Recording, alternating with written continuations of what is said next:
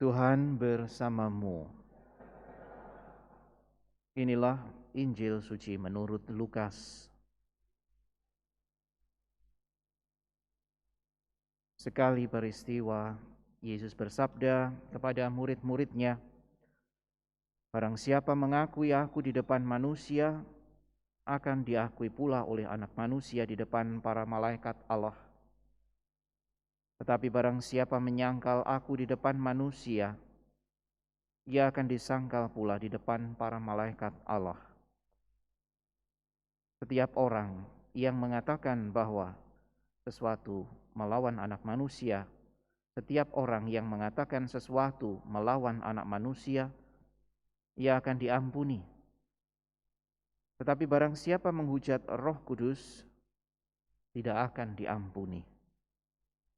Apabila kalian dihadapkan kepada majelis atau pemerintah atau penguasa, janganlah kalian khawatir bagaimana dan apa yang harus kalian katakan untuk membela dirimu. Sebab pada saat itu juga Roh Kudus akan mengajarkan kepadamu apa yang harus kalian katakan." Demikianlah sabda Tuhan.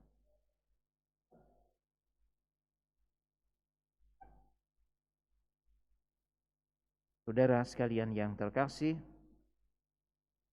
Roh Kudus akan mengajarkan apa yang harus kalian katakan.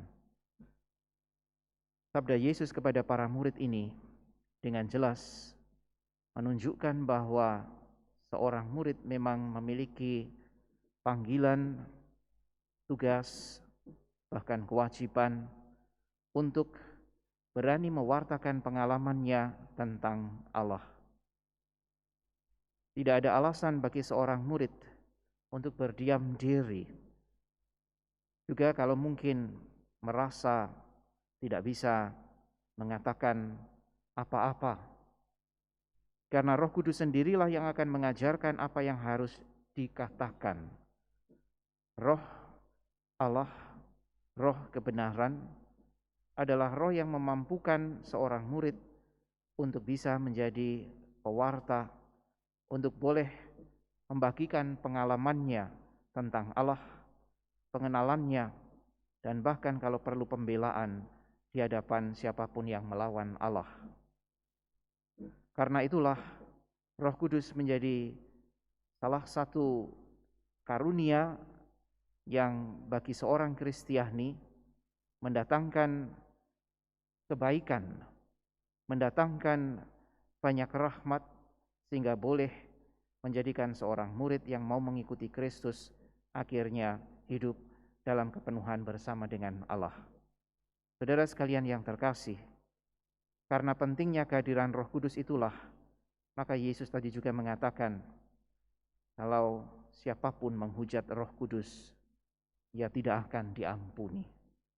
Menghujat Roh Kudus artinya menutup diri sepenuhnya bagi gerak Allah, bahkan mungkin menolak secara definitif Allah, sehingga memang dalam kasus seperti itu pengampunan pun tidak akan bisa diterima karena orang sudah menutup hatinya.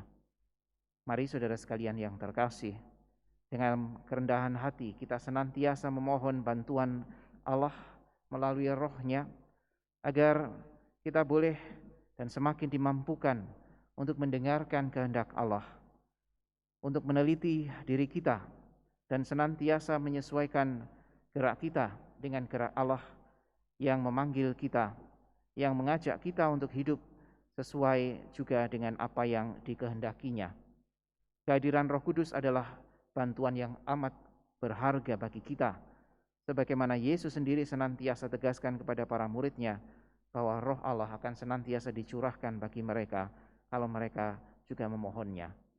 Dengan kerendahan hati seperti inilah kita mau mencoba senantiasa memohon kehadirannya, membantu kita untuk boleh semakin hidup sesuai dengan kehendak Allah, seperti Santa Teresa yang hari ini kita peringati.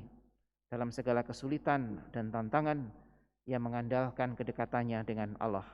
Dan karena itu jugalah pengalaman akan Allah membawa banyak kebaikan di dalam hidupnya, bukan hanya bagi hidupnya sendiri, tetapi bagi hidup ordonya, bagi pembaharuan yang memang diperlukan pada masanya, dan bagi kelangsungan rencana keselamatan Allah di masanya dan bahkan sampai hari ini yang boleh kita rasakan.